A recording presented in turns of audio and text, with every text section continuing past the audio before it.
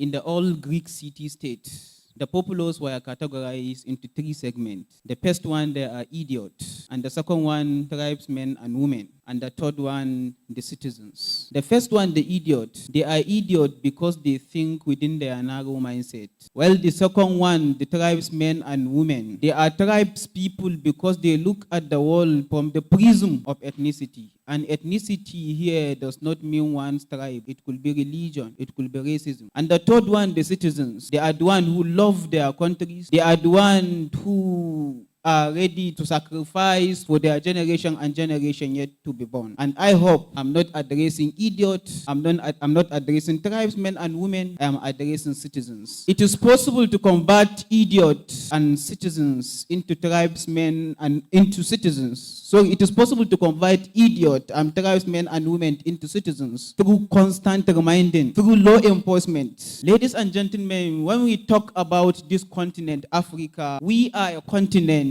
that welcome other civilizations in the world. We are always in the business of welcoming other civilizations. And when we talk about disruption of African civilization and exploitations of African resources, it is not only the Europeans who did it, the Arabs did it. They were in Africa and they took us into slavery in the 7th century. We don't talk about it as loudly as we should, but Arabs were here in the 7th century and they took us into slavery. When they came, they said they discovered us. When we were here, they said they discovered us. They said they discovered our mountains, which we have lived next to for ages. And they said they discovered that. The French were here. The Portuguese were here. The Spaniards were here. The Italians were here. The Belgians were here. All with their arrogance. And they made their way. And in 1884 to 1885, those colonial powers sat in Berlin, Germany in 1884 to 1885. And they divided Africa into sphere of influence. And some people thought that Africa never resisted. They were mistaken. We did. We resisted. Those who are keen readers of African history will remember